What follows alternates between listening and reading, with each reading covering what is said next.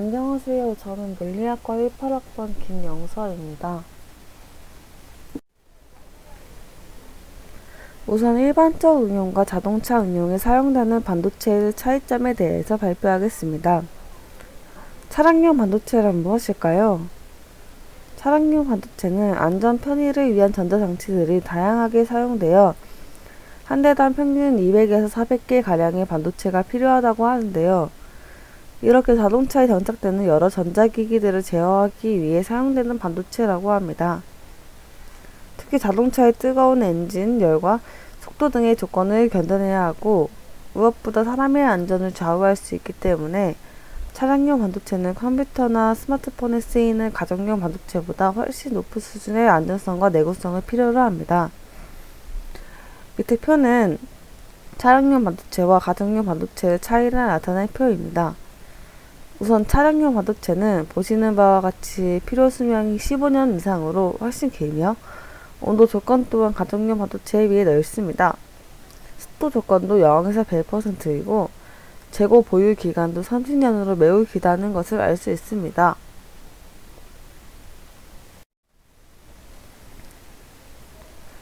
현재 차량용 반도체는 다양한 기술의 접목을 통해 새로운 운전 환경을 만들어내고 있는데요.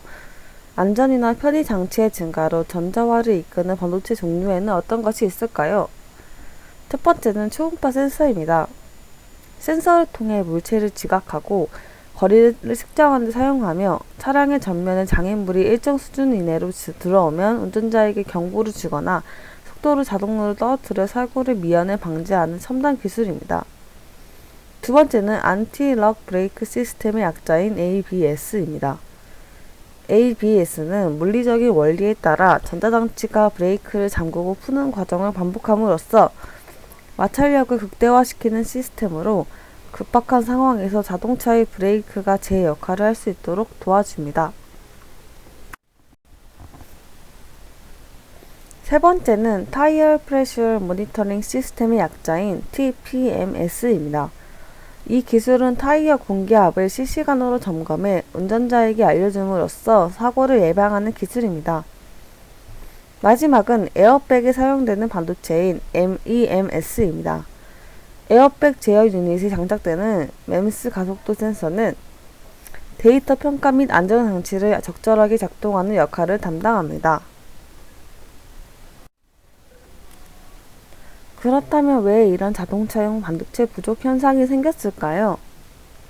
업계에서는 고부가 가치 반도체를 사용하는 IT 제품 수요가 코로나19의 여파로 크게 늘면서 상대적으로 수익성이 낮은 차량용 반도체 생산이 줄어든 것을 이번 사태의 1차적 원인으로 지목합니다. 파운드리 업체 입장에서는 IT 제품을 차량용 반도체보다 선호할 수밖에 없습니다. 더나 PC, 스마트폰에 들어가는 반도체는 10나노미터 이하 고사양 제품이 주를 이루기 때문에 가격이 높습니다. 인텔의 최고 사양 서버용 중앙 처리 장치는 제온 플래티넘 8280 모델의 경우 개당 가격이 9,387달러에 이릅니다.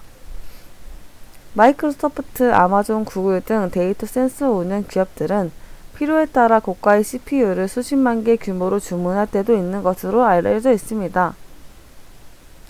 반면 차량용 반도체는 IT 제품에 비해 상대적으로 요구 성능이 낮다 보니 20에서 40나노미터대 공정에서 만듭니다.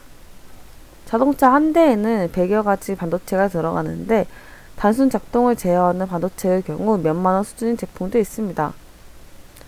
차량용 반도체는 수익성뿐만 아니라 물량에서도 IT 제품용과는 비교할 수 없습니다.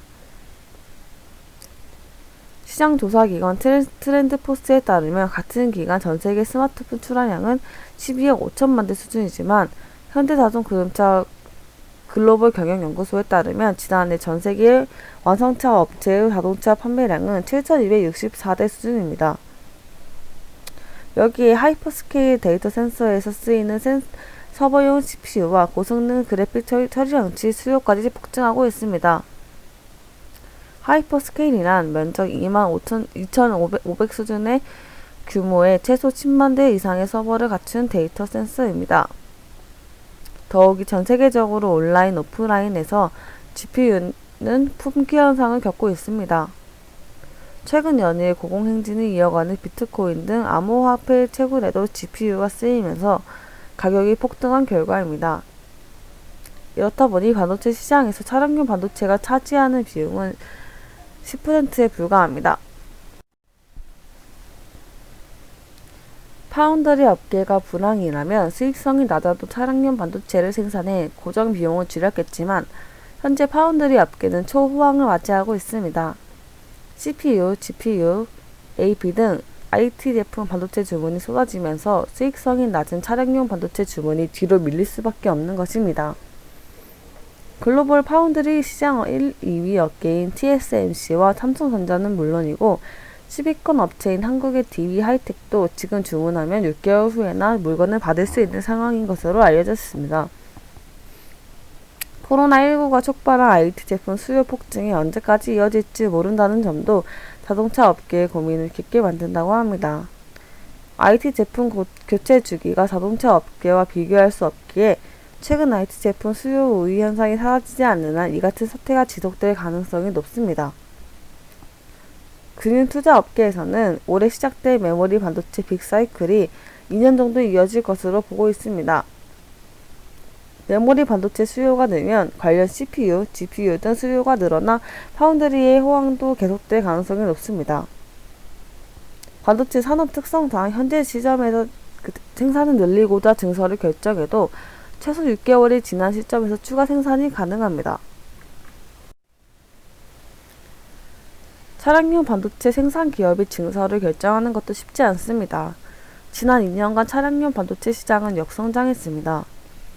현재 공급 부족을 해결하고자 차량용 반도체 생산 시설을 증설할 경우 성장 중인 다른 사업부에 대한 투자액은 줄어들 수 있습니다. 더욱이 시장 상황이 바뀌면 상대적으로 IT향 반도체 대비 수익성이 낮은 차량용 반도체에 대한 거액의 투자금은 고스란히 손실로 이루어질 수 있습니다. 자동차 업계가 전통적으로 싱글 벤더를 유지하는 특성도 차량용 반도체 공급 물량을 급격히 늘리기 어려운 이유로 지목됩니다.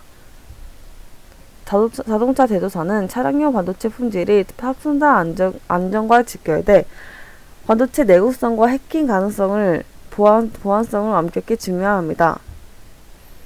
반도체는 더욱이 일반 기계 제품 내구성 테스트보다 훨씬 엄격한 방법으로 정기적 결함을 점증해야 하는 어려움이 있습니다. 이런 특성 때문에 유럽의 차량용 반도체 기업이 증설을 선택하거나 삼성전자, TSMC 등 파운드리 업체가 차량용 반도체 생산 물량을 늘려도 이를 소화해줄 수요처를 찾기가 쉽지 않습니다. 이상으로 반도체 물성 10주차 과제 발표를 마치겠습니다. 감사합니다.